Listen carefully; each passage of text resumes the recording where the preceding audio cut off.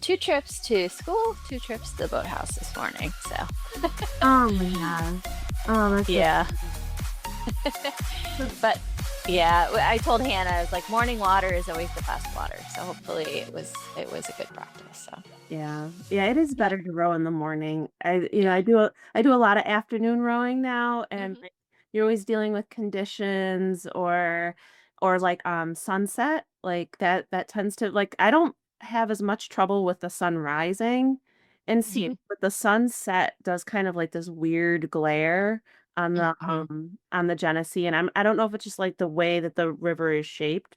Like in the morning when the sun rises, it doesn't tend to bother me, but if we're rowing at sunset, just like the glare because the sunset's on the way out, and so then when you turn around, you can see it on the way back, and just like it's weird. Um, Hmm. so yeah, yeah, but you're right, morning water is way better. Yeah, and she said that. She said, I think I actually like the morning practice. And I was like, well, that's what you're probably going to get in college. So, and I think even if you're not a morning person, like I never thought of myself as a morning person, but like, it's something to be said for getting up and doing something productive and then like having it behind you. And also like, I always felt like my mind wasn't quite working at that hour, so it doesn't realize how tired you are. As long as you can get yourself out of bed, that's like the first key. And then you're yeah. just going through the motions.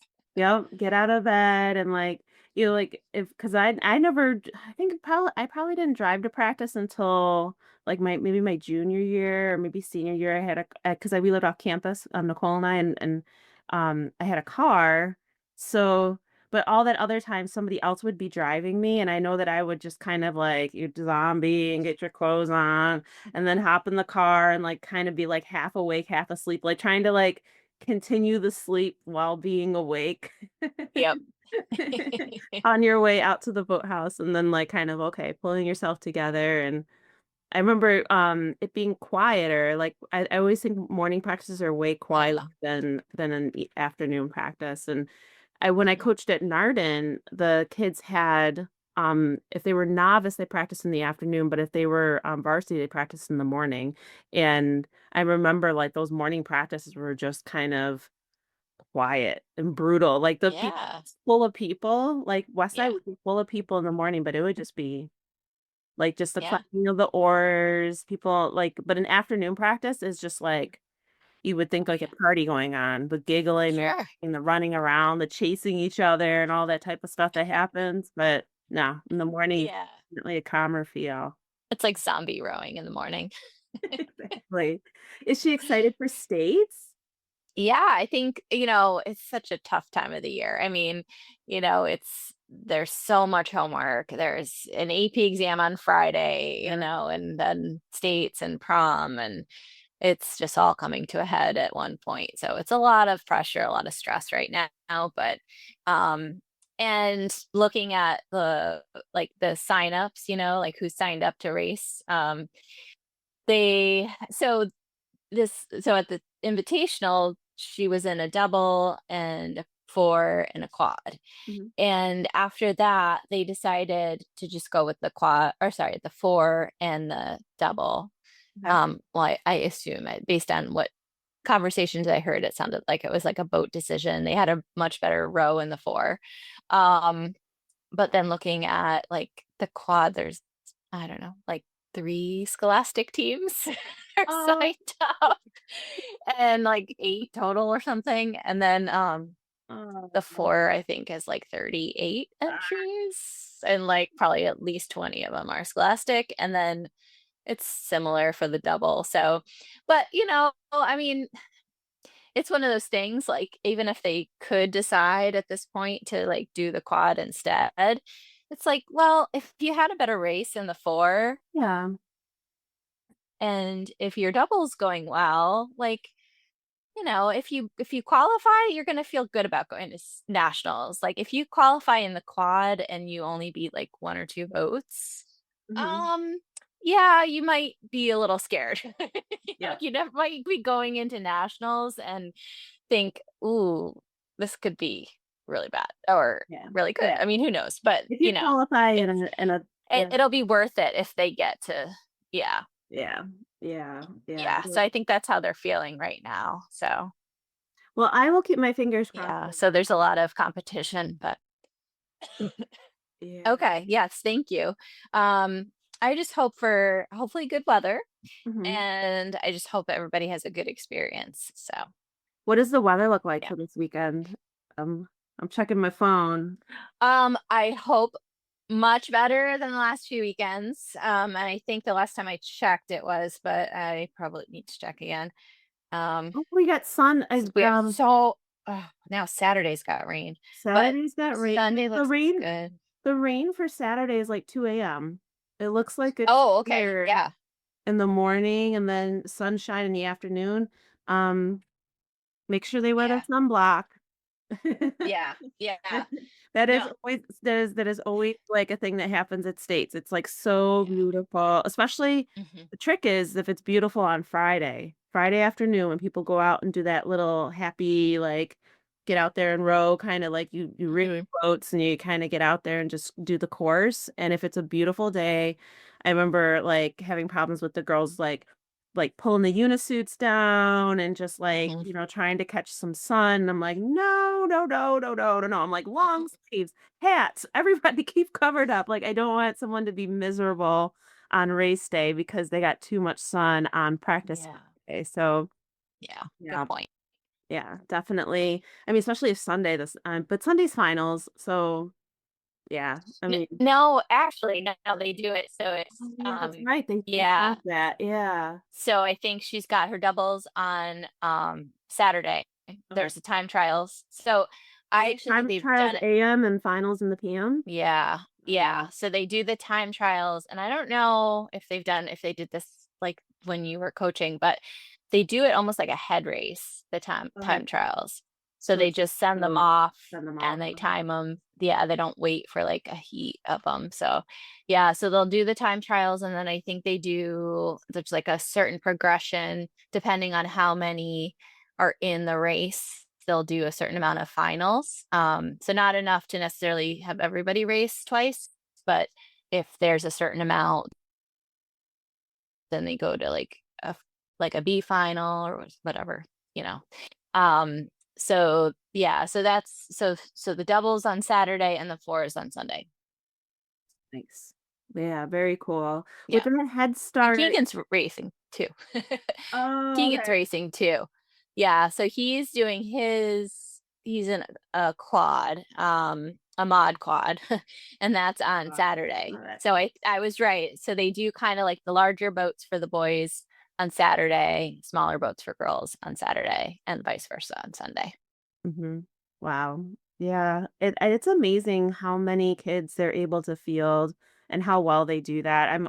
I've always been impressed with like because states for the kids is huge. It's ginormous. There's just Yeah. boats everywhere and everybody from every small school, large school, everybody comes out and it's just I mean I would say it's like it's a little bit ahead of the Charles. It's Hmm. gotta feel like that, like, where it's just like there's boats everywhere, there's people everywhere, there's trailers everywhere, there's, Hmm. people cooking, people holding their binoculars, spectators walking up and down the bridges and, cars lined and parked everywhere and it's just yeah.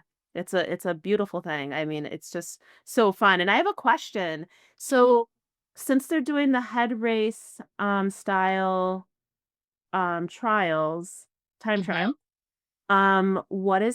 What are they doing? Like, what did they teach them as far as how are they doing their start? Are they doing a flutter or are they rowing it up into it? I don't know the answer to that. So I will have to ask her. Um, but yeah, actually, great question. I have no idea if they've practiced that. Because, they've only had the one race. So Mhm. they had a really good start for their, I think both the quad well, all three, I think were pretty good starts. But she's very happy with the double. The double seems to be sinking pretty well. So, very happy with the start in that one. But yeah, since it is kind of a rolling start, I don't know. I don't know if they've Yeah. practiced it. I'll have to ask her. Yeah, because I mean, that's one of as a coach, like, that would always be kind of one of the things that, like, I would try, like, to see if a boat could tolerate it, like, if Mhm. they had, like if they had the timing to get up and go for it, like, some boats I mean, some groups of kids really love the flutter, like, if that was, like, Mhm. something that we use, and so, what I mean by flutter, I don't know if flutter is the actual word for it, like, that's the term that I've been taught for it. Mhm. So, it is when you, are in, like, a time trial style a race, but the race is a sprint race.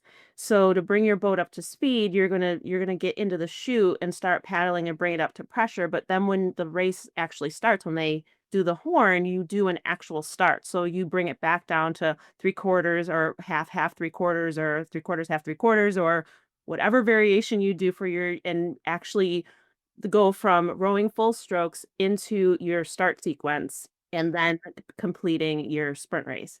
Um, I've had boats that can do it, and I've had Mhm. boats that, like, I'm like, "No, do not try this because you are totally gonna crab out and mess everything up." So, yeah, Yeah. I'd be interested to see whether they just are just rowing it up and taking the pressure up to, you know, to as high as they can get it, and I don't know if it because I mean, because the other option for a boat that can't do a flutter is to bring the pressure up and then Mhm. go ahead and do, like, a high 10 and then settle Right. time. Some type of variation of the start, but not necessarily those start sequence strokes, but, yeah, the boats that are really good at it, like, it's fun Mhm. to watch, like, to have them, like, row up and then have them break it down and then get all the start because it gives you that start energy.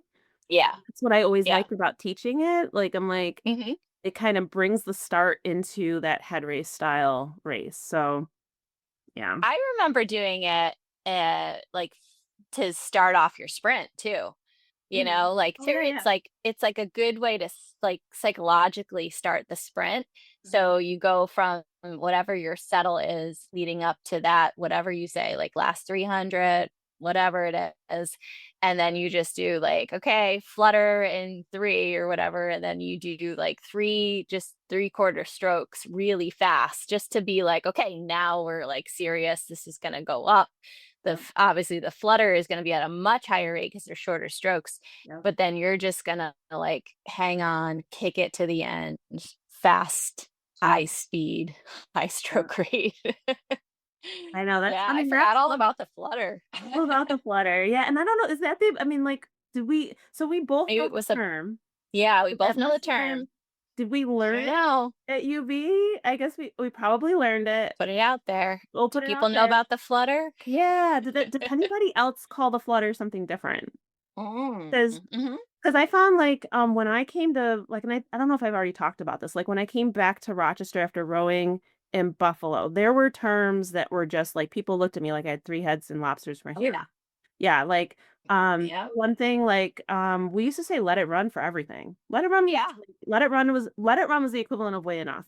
So, Right. like but to some people here in Rochester, well, to most people, let it run meant, like, you come into the finish, you do arms away, and you Yep. wait for the call for the blades down. Yep. So, like, I would call "let it run," and people would be doing I'm like, "What are you doing?" Yeah. So and, like, the That other yeah. thing is, like, starting at body prep, like, we never did Oh, stuff like that. Like, yeah, everybody would now that's a new sit at one. body prep, like, say the boat's completely still and you would sit at body prep and then they call row and you go up to the catch and you put the blade in and then start rowing. So like when we learned like we only like you either started from the catch or you started from the Yeah. finish. And if Mhm. and the way I always like interpreted it was like if we started from the finish, we're like just paddling out. We're not going crazy or anything. But if we started from the catch, we were potentially doing a piece. Like Great. yeah, blade, start we would sit Yeah. blades or squared and buried. Like, and then attention row, mid row, and that meant that Mhm. you were gonna row with some pressure versus, like, if we started to Mhm. finish, like, you have all that time to come up and place the blade, like, it would be like we're just paddling out, bringing the boat back in. So, Mhm. like but I think the biggest thing was, like, the weigh enough and, Yep. the let it run and motorboat. In, in Buffalo, just like, "Oh, get the motorboat, get the motorboat." Like, when I came to Rochester, everybody's like, "What are you talking about? It's a launch." I'm like, "That's Uh-huh. the launch." I'm like I don't know. Wow, I didn't notice that one. Okay. Well, Yeah. yeah, because I learned probably closer to Rochester lingo, and because then when I went to Buffalo, I was like, let it run. And that's weird. And what really threw me off, and I think it's probably the Canadian influence too, because I remember being probably in Henley, in high school, and I think the people on land, like the people that are getting you ready, like the officials when you're getting ready to launch will say, let it run if they want you to stop. And Yep. we're all like, what are you talking about? Like, let it run. Like, where am I letting it run to? I'm just walking. Like the boat's Yep. not gonna keep going. But yeah, that threw me off. And then they call them coxies and versus Coxies. Yeah. coxins. Yeah. Yeah. I forgot Yeah. about the Coxies thing. Hmm. Hmm. Yeah. And the other thing, I don't know what this is. I don't know if this is regional or just individual, but people will say way up versus way enough. Way enough. Like I've always said way enough, Way like enough. the Yeah. whole phrase, but I've heard people say way up. Way enough. Hmm. Yeah. Now you're going to listen and you're going I'm gonna hear it. I'm gonna to hear say, oh, it. yeah. Like, and again, I don't know if it's just the way people hear it and then they start saying it that way, or if it's a regional thing. But I've definitely heard people say it more than one person. Like, it's definitely a thing. Yeah. Yeah. Yeah. That's interesting. Like the terms in Uh-huh. different regions, they kind of like and different things mean kind of different things. Um like the cut the cake. Hmm. I think we only did cup the cake with body. I Wait, don't did like you just say cup the cake or cut the cake? cut the cake, cut the cake. Okay. I was like, Yeah, so whoa, wait a minute. cut the cake. Like I remember it at school. I don't remember doing it with just arms. Like, cause here we can like you have to specify which cut the cake you want. Whether you want like it to be full swing or whether you want just to be arms out, arms back out and up. Oh, yeah. I don't think we've ever specified, at least like, because we do that as the masters and we do it always arms and body, and Yeah. then, yeah. Mhm. Yeah. Oh, interesting. Mhm. Oh, I actually, this is perfect because this today I was like, this is my opportunity to ask Adrian some questions because, as we talked to Hannah and Keegan a little bit too, they're like talking about things that they're being told, their coach they're telling them like, oh, you need to work on this, or like, this would be good. And I was just curious because I love drills. Like I Mhm. feel like I was giving a healthy dose of drills in my rowing experience. And so I know a lot of different types of drills and use them, but it sounds like, other coaches don't as much.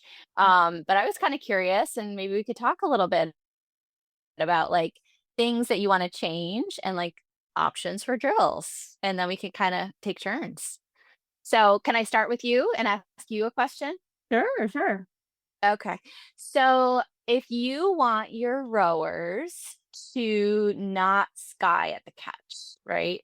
Yep. What would be some things like either that you would talk to them about? Because, like, telling somebody don't sky Mhm. probably not going to help, right? Because they're already doing it and they don't notice they're doing it. It feels natural to them. So, like, how do you get them to stop skying and maybe some drills or things that you tell them to do to like make it click? Okay.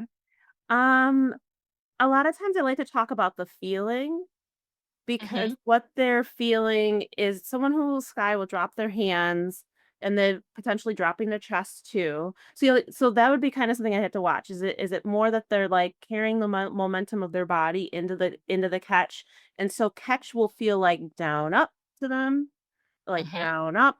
And so like instead of them feeling down up, I would have them move up to the catch and feel like hold the chest up and just think up, just the up portion of it. The Hmm. other thing is I might have them go up to the catch, drop the blade in and bury it, and then have them look at the t-shirt of the person in front of them Mm. so they know where the handle when they get up Mhm. there, where the handle is supposed to like where it's supposed to be. A lot of times people who are skying let their body angle continue to develop. So they come out of the finish and their body gets into the body angle and they do one of these. Like they can Mhm. continue to follow their body angle in. So I talked to them about the feeling of the statue, like the hinge statue. So like once you make your hinge, you have to just move your body, like bend the knees and move that body in that upright position. Don't let your body fall back down because a lot Mhm. of times someone's not gonna drop just their hands and keep the body up, like, that's a special case. Someone who's, like, really, like, looking for the scoop. The Oh yeah. catch. Most of the time, it's someone who's over compressing the upper body, continuing to let the body angle, um, to progress, and so then they have to change the feeling of the down up into it being just up and locked and in. So that's where I mean, I would probably work on like some like to teach it like I would explain it like that. We'd look for the feeling and then we would do just some placement drills. Sit at the finish, Mhm. ready, row, up to the catch, place. And then Mhm. and we just kind of practice that maybe by I don't know if we're in an eight, maybe by fours or something like that, or by pairs so they can watch each other. Um yeah, that would be where I'd go with that person. Probably when you said like they're doing like extra lean forward, Mm. then that weight of the shoulders really just contributes to the handles going down further. And it's Yeah. almost like they might not even feel that they're doing that because if they're thinking about their hands, that's what they're thinking about. They're not thinking about all that weight from their upper body that's like Yeah. forcing those handles down too. Yeah, Yeah. and it's a feeling, it's a different feeling that that person has at the catch, and that's the feeling they associate with catch, and Hmm. so, like, you have to get them to feel something different. Hmm. Like, and I think that's what I search for a lot is like if I'm gonna try to do a correction, it's gonna Hmm. have to feel different. So we have to search Hmm. for what's the difference here. Hmm. So sometimes I'm like, okay, do what you normally do and now do what I've asked you to do. And like, what's the difference? They're like, well, I don't feel like I'm moving my body at all. And I'm like, well, yeah, we don't want you to move your body more.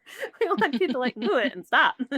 I'm like, hey, I love that body there and kind of come up to the catch. So then there's that moment to have that light bulb of Hmm. like, oh, this is how it's supposed to feel. Cause I feel like sometimes we add too much motion to the rowing stroke.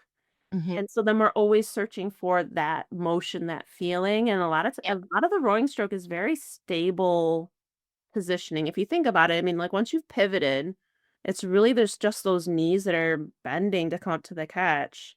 If you're feeling anything else between body over and catch, then you're probably doing too much. Like you're Hmm. turning on muscles and moving muscles that you don't necessarily need to move. Then when you get up to the catch, like you have to feel locked in, you have to feel the pressure in your feet, and you have to hold that. Like there shouldn't be any more feeling like, you shouldn't feel any of this or any of that, like, it Yeah. should be locked in until you hinge the body back and draw the handle in, like, and I feel Hmm. like a lot of times on the front end, both directions, people can add motions, and that's when Hmm. we get into trouble. Yeah, probably injury wise too, right? Because Mhm. you're not in a strong position, right? Yeah.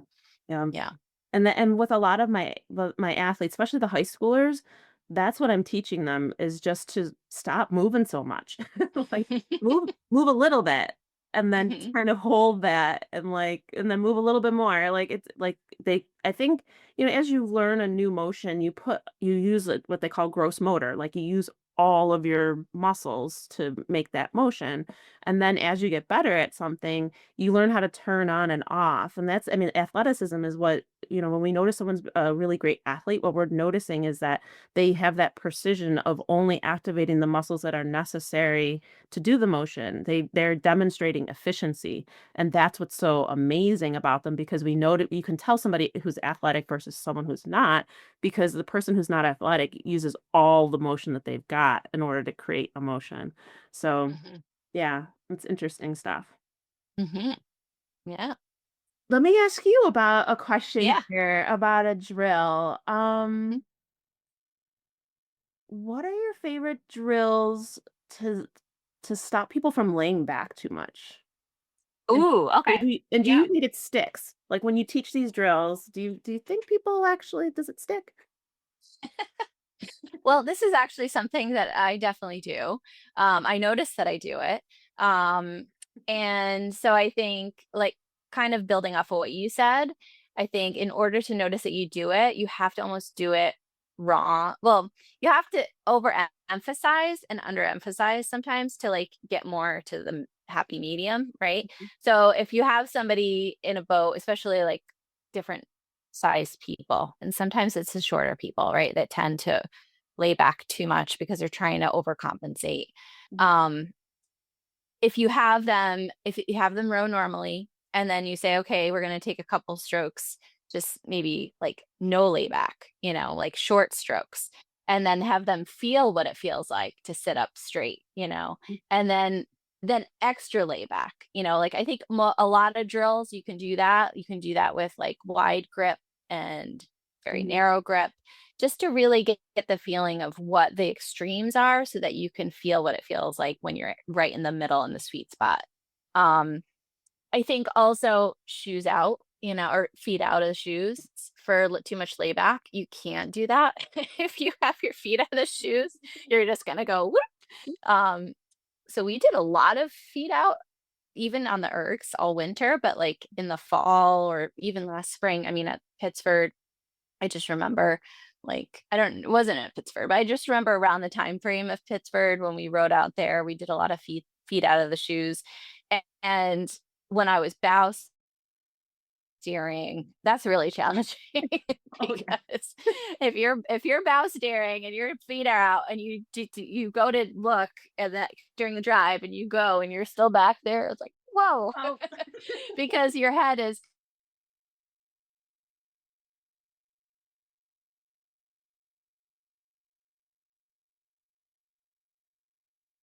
No. oh no. We're Uh-oh. doing so well. I'm on the new So extension. no. It was going so well. Oh, geez. Okay. Okay. Hmm.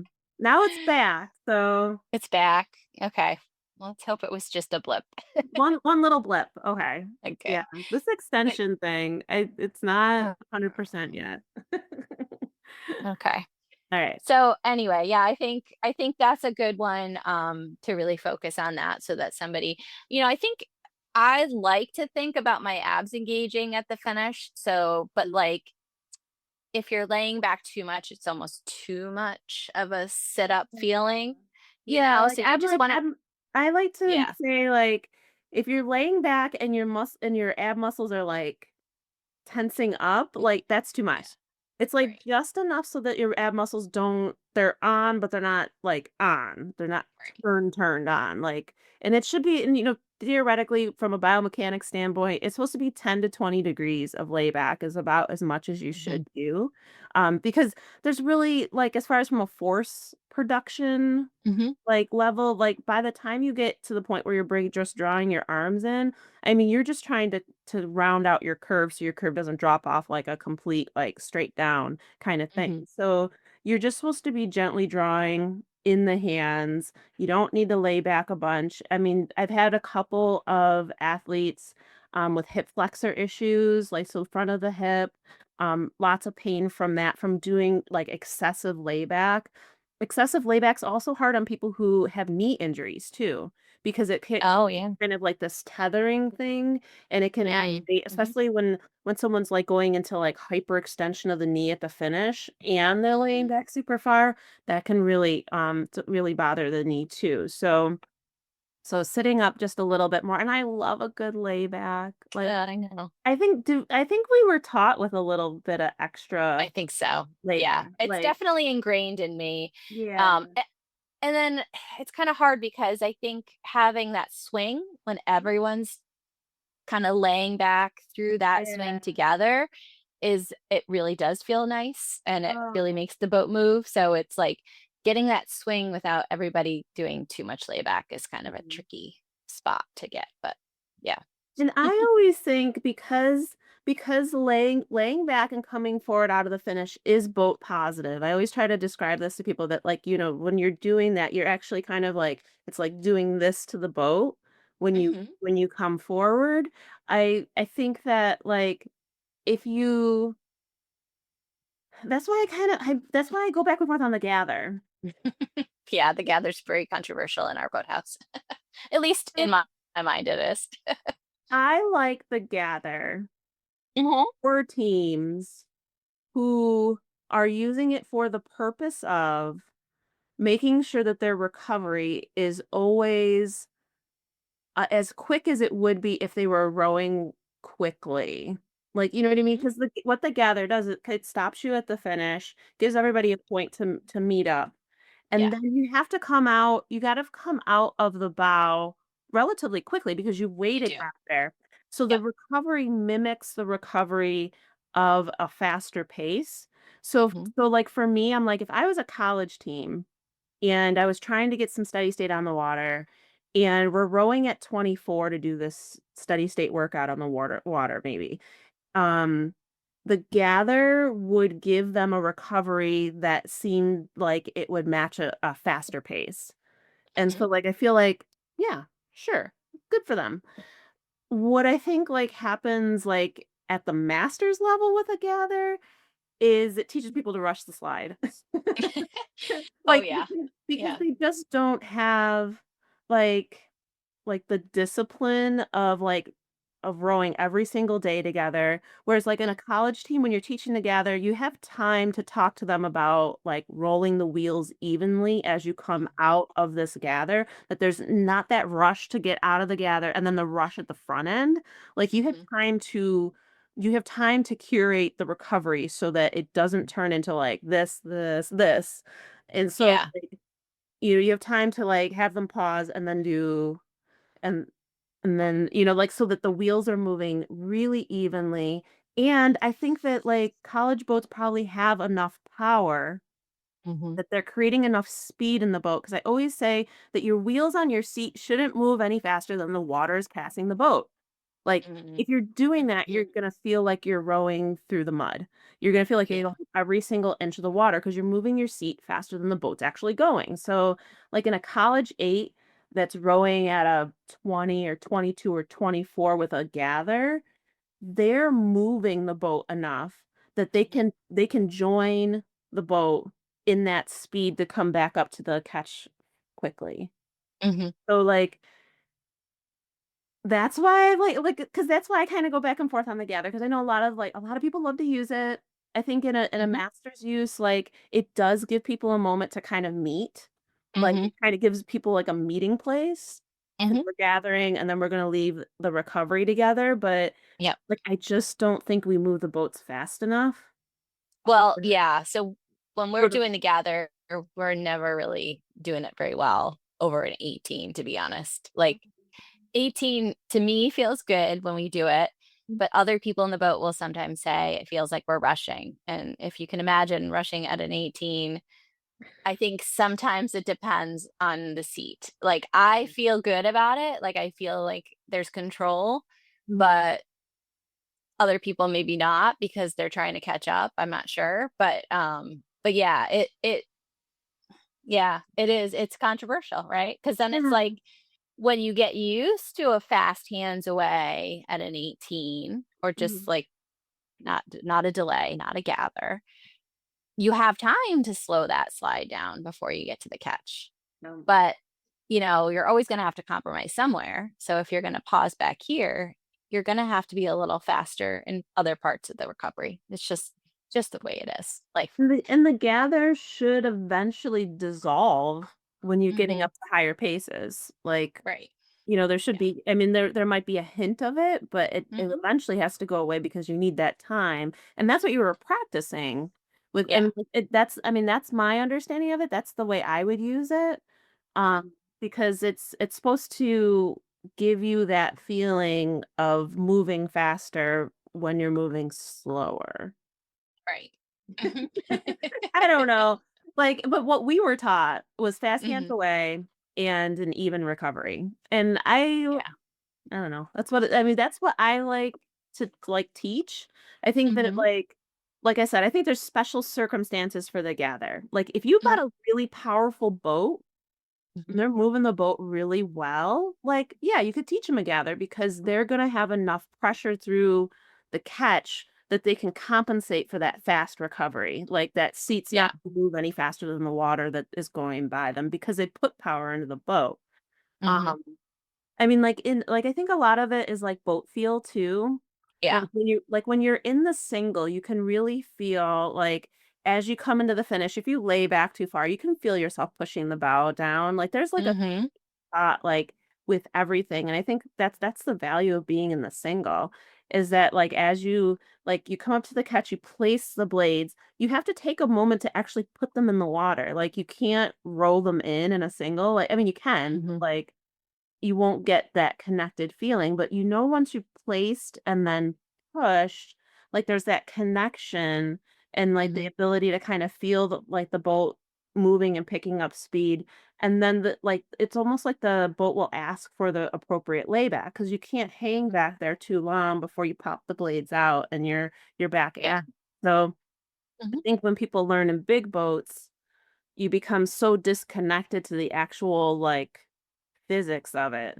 Like, when people get in the small boats, like, "Oh my gosh," like, they can feel everything, they know what they're doing, and I think it's so helpful because all that stuff is happening in the big boat, but it's just Mhm.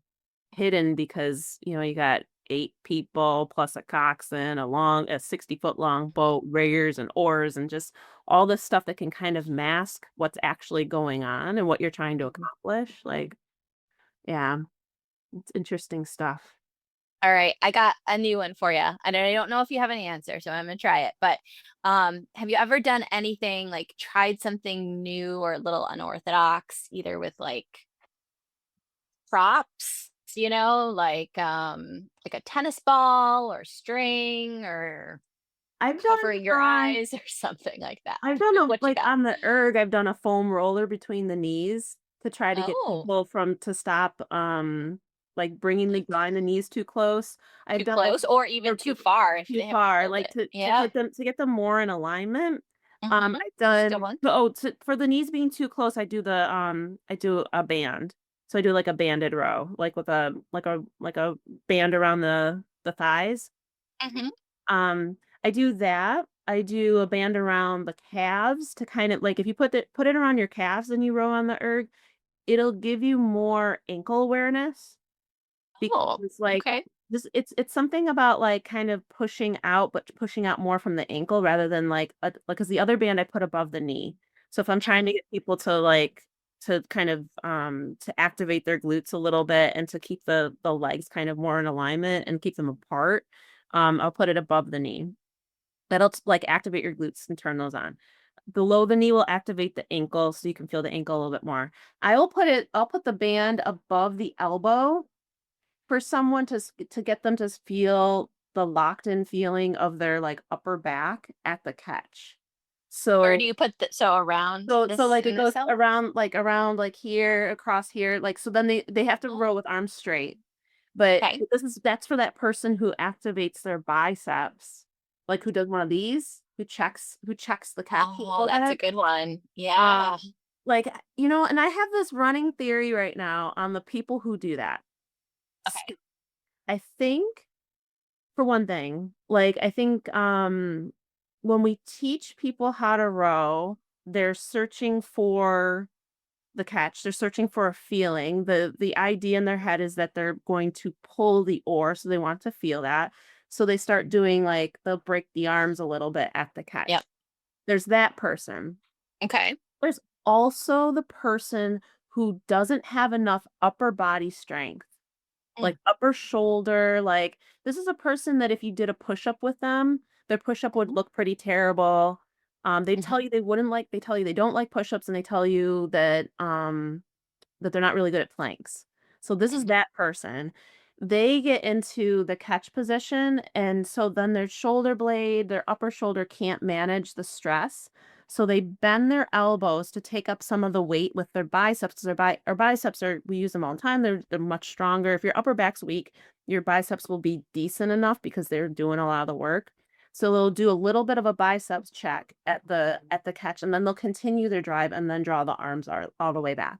And that one's a really, really hard one to Mhm. unlearn.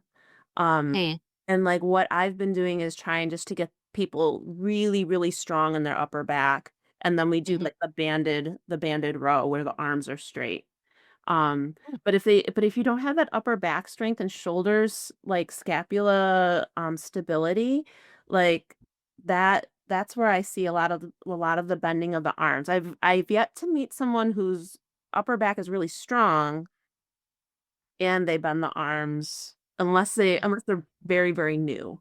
Like they're Okay. kind of new to the sport. But yeah, that the bending of the arms, that is such a hard one to fix. Oh my Oh God. yeah. Yeah. Yeah, it is a really hard one because it becomes Hmm. ingrained into the feeling of Yeah. the catch. Like they want to grab the catch and kind of It's like, so hard in a sculling boat too, because I think it affects the two oars so much differently, right? Like when you're not using your biceps and you're using your back, mhm. you're more the back is leading the stroke as opposed to the arms in that where you could have a stronger right or left arm and then like man, you're just like fighting yourself on the stroke. Yeah, because it creates like a depth issue too, because it like Yeah. with like grabbing the biceps, it draws the blades deeper into the water. You already have that left blade. And like, Mhm. what are your thoughts about coming up to the catch and trying to like when you're sculling, trying to get out of this? Like, you know how like some people will really like they'll have that left hand still very high when they get out to the yeah, when they get out there and like trying to trying to have them be aware that, like, I mean, like, here, I'm not concerned, but when somebody's doing this, like, Right. gotta do something to kinda get them so that they're I mean, naturally, because you're gonna be a centimeter higher on that side, and from a centimeter to the actual tip of the oar will kind of create a definitely a height difference, but, like, Mhm. being able to kind of manage that and not creating like this, like, when they get up to the catch. It's Yeah. yeah. Oof. I don't know if I've ever thought about it that much. I was telling Hannah because she was asking a lot of questions about sculling, and I was like, I really didn't get any coaching in sculling ever. Like, I should say to give my current coaches some credit. We do a lot of sculling in the master, so I am getting coached as an adult. But when I think about like, intensive training, either at high school or in college, none of that was sculling. Mhm.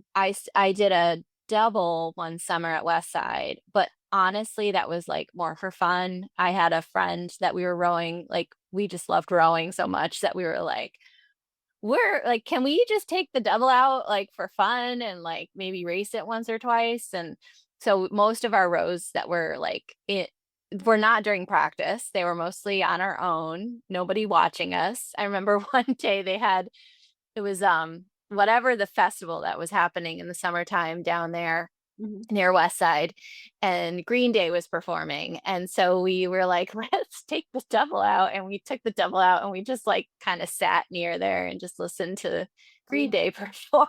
It was wow, that's great. awesome. But yeah, I mean, literally, yeah, I could say I've had very minimal, again, before I was a master's.